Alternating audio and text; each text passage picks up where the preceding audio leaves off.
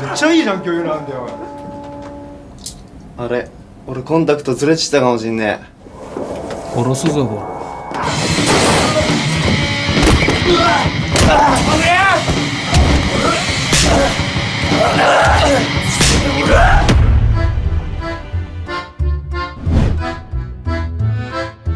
Yo, selamat pagi, siang, sore, malam buat teman-teman story Storyman di seluruh penjuru dunia. Mental sehat. Seperti biasa, buat yang baru gabung di sini, selamat karena kalian hidup. Kali ini, Nema mau nyeritain alur gajiban Wars Max yang rilis tahun 2012 lalu nih, men. Tetap brutal optimal dengan aksi pergelutannya. Nah, kalau buat yang requestannya belum diturutin, sing sabar ya, permen. Oke, langsung aja lah ya. Tarik napas dalam-dalam dan bumper dulu.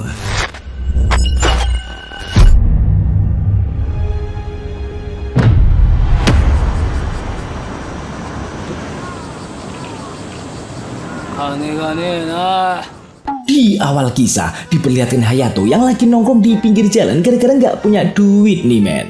Oleh sebab itu, dia nyamperin Yoshida yang lagi nongki di playground gitu. Tapi saat itu Yoshida juga ikut sambat, soalnya dia juga lagi kere dan sekarang nggak tahu harus ngapain biar dapat duit untuk bertahan hidup. Tapi bukannya nyari solusi buat cari duit, Yoshida malah minta tolong ke Hayato buat nemenin dia minjem duit, men. Tentu aja ditolak dong sama Hayato. Lawang mereka aja pengangguran, gimana cara balikinnya ntar kalau mereka masih belum kerja? 月30万くれるサイトに登録したらこんなもん送ってきやがった。今日中に振り込まねえと追い込みかけるってよ。するがお前にとって世界で唯一無二の先輩なんだぞ。 Selain itu, di sini juga baru diketahui kalau Hayato memutuskan untuk berhenti menjadi penguasa dan gak gelut-gelut lagi setelah disadarkan oleh Yoshida kemarin untuk mulai memikirkan masa depan. Oleh sebab itu, Yoshida memohon ke Hayato agar mau ngebantu untuk terakhir kalinya. Apa boleh buat ya kan? Hayato pun cuma bisa mengiyakan permohonan Yoshida tersebut karena Yoshida udah janji gak bakal ngerepotin dia lagi. お前いいから俺の話を聞け。いやだからこれで最後にするって。一人後も濁してどうすんだよ。暴力しかねえ。俺と一緒に来てくれるよな。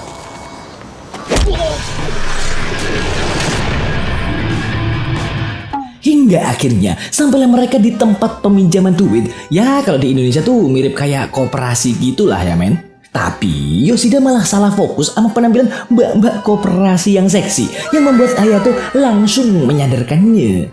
Makoto ni moushiwake gozaimasen deshita.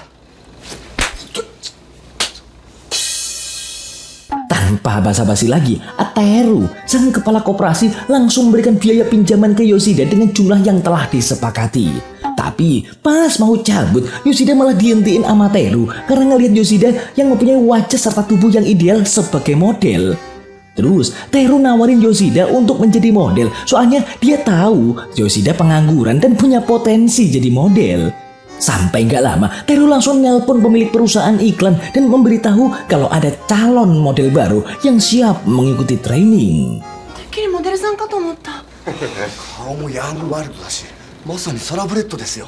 近くにいるだけで胸がドキドキしちゃう。もしよかったらサラブレッドです。サラブレッド。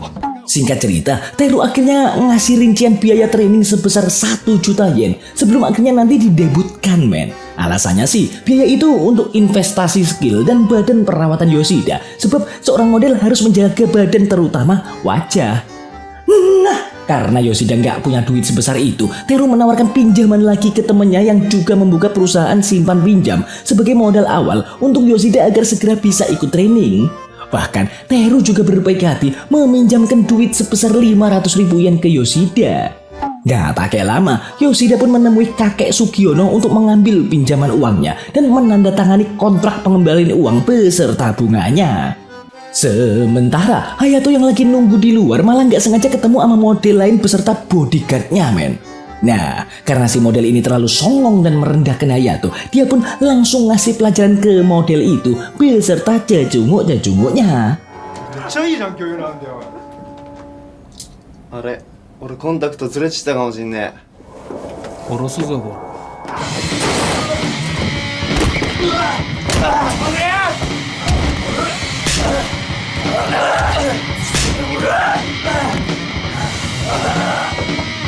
Namun siapa sangka setelah ngeliat kerusuhan itu, bukannya marah, Teru malah nawarin pekerjaan menjadi bodyguard model superstar yang pernah dia rekrut juga. Soalnya Teru ngeliat potensi dan bakat gelut dari Hayato yang cocok dengan pekerjaan ini.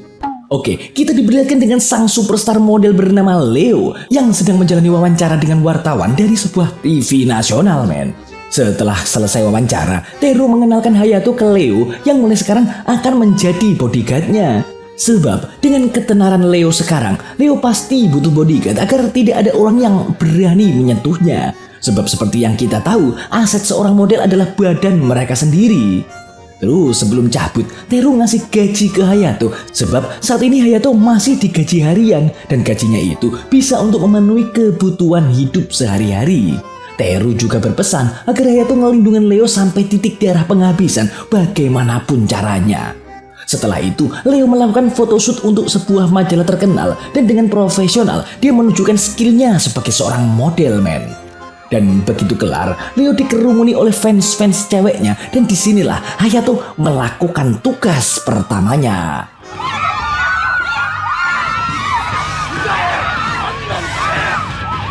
Pas di dalam mobil, Leo sama Hayato sempat bersih tegang karena Leo ngasih nama panggilan Hayato menjadi kakek. Selain itu, Leo juga memperingatkan agar Hayato nggak ikut campur urusannya selain ngelakuin job desk-nya. Hingga akhirnya mereka berhenti di suatu tempat dan entah apa yang terjadi. Leo sama bodyguard yang lain mengejar seorang pria yang baru aja keluar dari toko buku, men. Dan gak disangka setelah pria itu tertangkap, Leo dan anak buahnya menghajar dengan kejam, bahkan memasukkan botol kaca ke bool pria tersebut. Dan disinilah baru diketahui kalau Leo dan anak buahnya juga mempunyai usaha peminjaman duit dengan syarat yang sangat mudah, tapi dengan bunga yang sangat tinggi, men. Dan kalau si peminjam gak bisa ngebayar tepat waktu, maka mereka akan menerima kekejaman dari Leo, seperti apa yang dia lakukan kepada pria ini.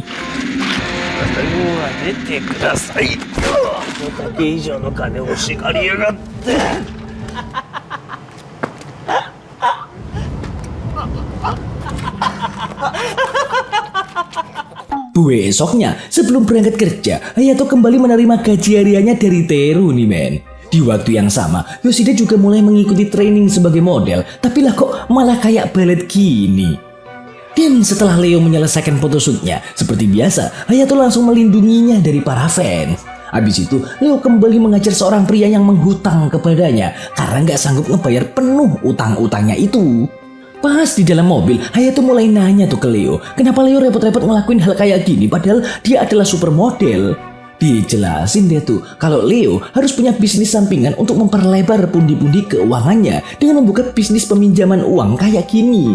Jadi yang bekerja di bisnis Leo adalah kakek Sugiono yang meminjamkan uang ke Yoshida kemarin, sama Teru yang bertugas untuk mencari klien. Hingga di keesokan harinya, setelah mendapat gaji hariannya, Hayato diajak ke rumah dedek gemes bernama Ami yang menghubungi Teru untuk meminta pinjaman, men. Saat itulah Leo dan yang lain datang untuk meminjamkan duit sebesar 200.000 yen. Ya karena ini emang perusahaan yang kejam, si kakek Sugiono malah ngasih syarat yang mengejutkan, yang mana Dek Ami harus bisa muasin dia sebelum menerima pinjaman itu. バイアグラ買っとくんだったら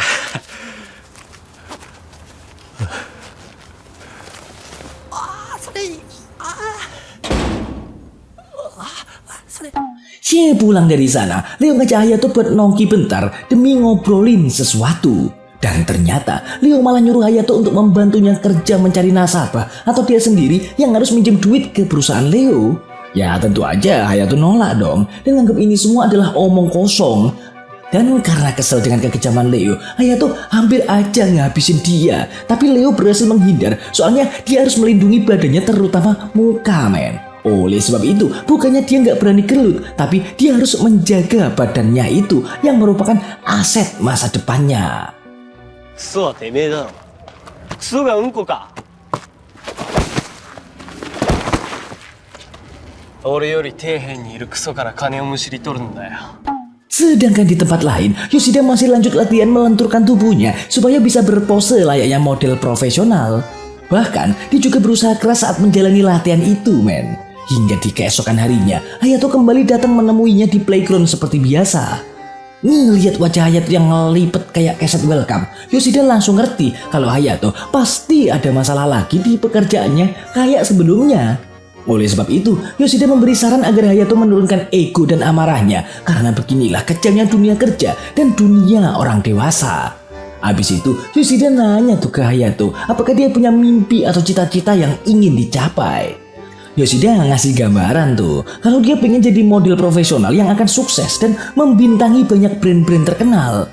Namun Hayato cuma diem doang terus bilang kalau dia nggak tahu caranya bermimpi dan bagaimana caranya agar bisa mempunyai sebuah mimpi kayak Yoshida. Dijawab itu sama Yoshida kalau Hayato harus menemukan mimpi itu sendiri dengan memberikan sebuah perumpamaan. Kalau Hayato bisa menghabiskan liburan musim panas kali ini dengan nikmat, maka itulah jalannya. Saran apaan nih? Hayato nggak sengaja papasan sama Deami yang habis nyuri pembalut karena nggak mampu beli, men. Karena mereka pernah bertemu sebelumnya, Deami ngajak ke rumahnya untuk bersantai sejenak lah ya. Namun ternyata maksud Deami mengajak Hayato ke rumahnya adalah untuk enak-enak demi dapat duit untuk melangsungkan hidup. Tentu aja saat itu Hayato nolak dong dan bikin Deami merasa bersalah gitu. Tapi nggak disangka sebelum pergi Hayato malah ngasih tabungannya yang lumayan banyak ke Deami karena ngerasa kasihan dan supaya Deami bisa tetap hidup tanpa melakukan pekerjaan haram atau pinjem duit lagi, men. Luar biasa. Habis itu baru deh Hayato nemuin Leo dan anak buahnya dengan kondisi terlambat dan hampir dihukum, men. Namun siapa sangka Hayato malah meminta maaf atas keterlambatannya dan juga atas masalah kemarin malam setelah ngedenger saran dari Yoshida. Dan pas mau cabut, Leo dan yang lain dicegat oleh para preman yang dikirim salah satu nasabahnya untuk balas dendam. Awalnya sih Leo nggak mau ngeladenin para preman kroco itu, tapi setelah dia direndahin, Leo hampir aja turun tangan. Tapi dengan cepatnya Hayato melakukan tugasnya dengan membabat habis para preman itu. Disinilah Leo akhirnya melihat kehebatan Hayato secara langsung dengan mata kepalanya sendiri.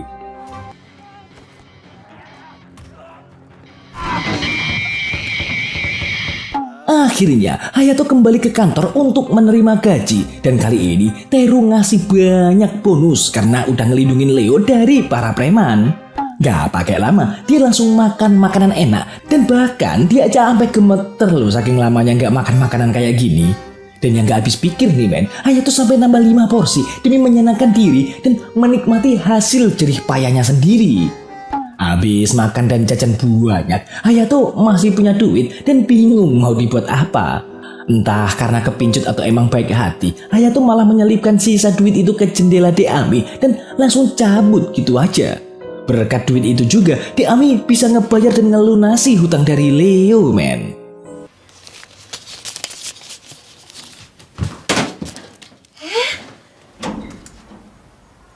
Hari pun telah berganti. Saat itu Yoshida sama Hayato kembali bertemu di playground nih ceritanya.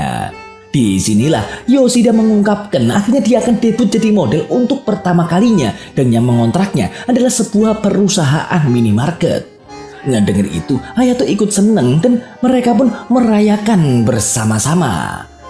Dalam momen itu Yoshida nanya tuh ke Hayato tentang progres pencarian mimpinya. Hayato bilang kalau hal itu berjalan dengan baik berkat saran dari Yoshida kemarin. Namun ada hal menyedihkan di balik kabar bahagia tadi. Karena abis ini Yoshida bakalan jadi model, maka bakalan sulit untuk bertemu dengan Hayato. Oleh sebab itu, Yoshida memberi kancing seragam SMA-nya ke Hayato, terus ngucapin salam perpisahan untuk sementara waktu, men. 頑張れよ。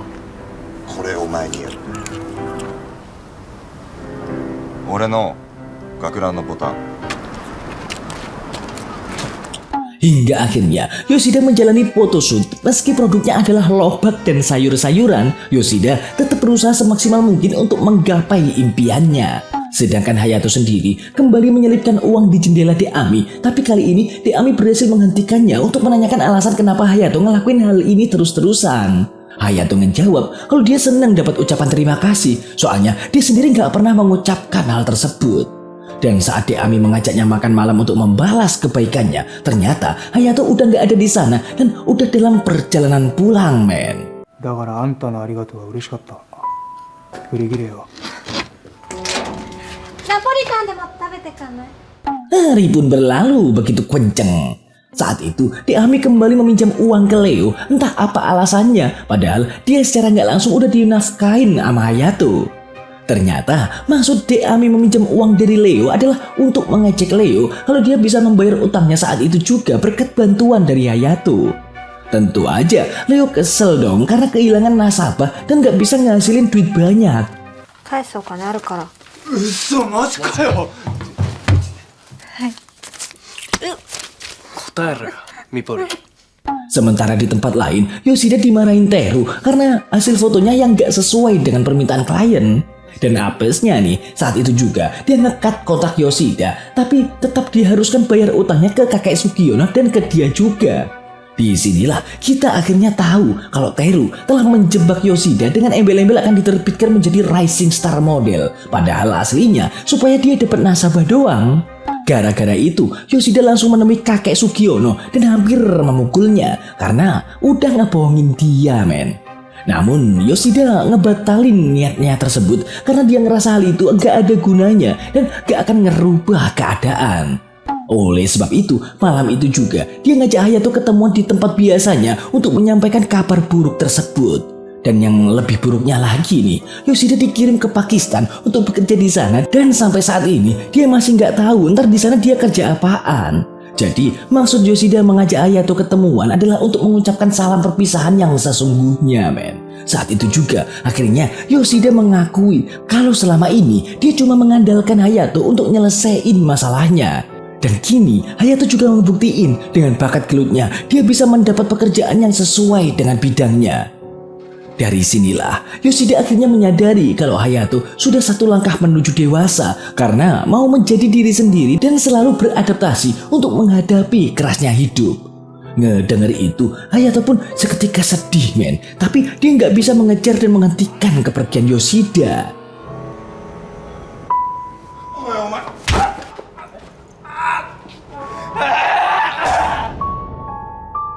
Keesokan harinya, Hayato ditelepon oleh Deami yang memintanya untuk datang ke sebuah gudang. Dan sesampainya di sana, Deami mengajaknya masuk untuk mengajaknya makan makanan yang telah dimasak oleh Deami sendiri sebagai tanda terima kasihnya. Awalnya, Hayato sedikit curiga tuh, karena ngapain juga Deami nyuruh dia buat nikmatin makanannya di tempat yang kayak gini. Meski begitu, akhirnya Hayato mau menurutinya. Tapi secara mengejutkan, pas Hayato mau makan, tiba-tiba Deami menusuknya dengan garpu berkali-kali hingga terluka parah, men.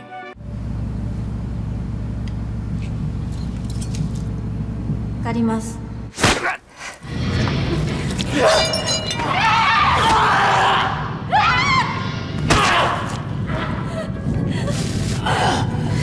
Sampai nggak lama, Leo dan antek-anteknya datang sambil ngerekam semua kejadian itu. Di sini barulah diketahui kalau semua ini adalah taktik licik Leo yang mempengaruhi Deami untuk menyebaknya. Karena seperti yang kita tahu, Leo ini kesel ke Hayato. Gara-gara dia, Deami jadi nggak ngutang lagi dan Leo jadi kehilangan nasabah. Menyadari kelicikan itu, Hayato pun bangkit dan menantang Leo untuk duel meski kondisinya terluka parah, men. Awalnya pertarungan berjalan sengit, bahkan Hayato sempat mendominasi. Namun karena Leo ini emang licik bukan main, dia mengambil batu bata dan mengajar Hayato sampai kelenger.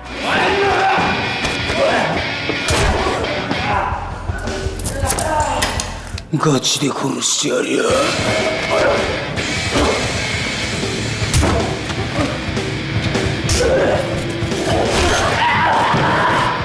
Meski begitu, Hayato berhasil kembali bangkit dan menghabisi Leo dengan brutal sampai titik darah penghabisan.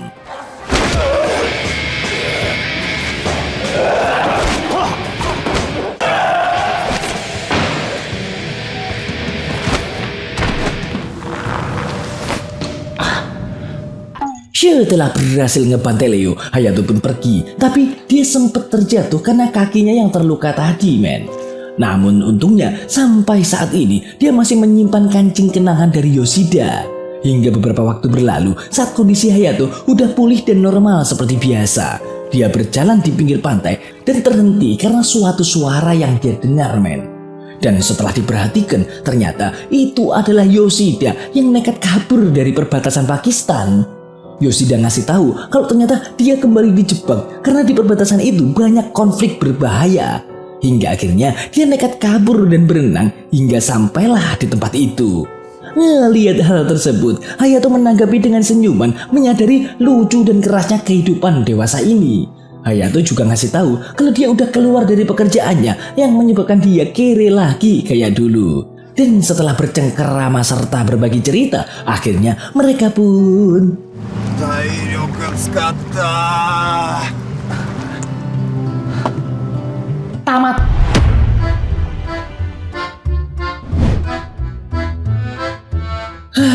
Ending yang mendewasakan. Nah, seperti biasa Putra Jomblo, segera temukan jodohmu karena daging yang terbelah rasanya lebih nikmat dari telapak tanganmu.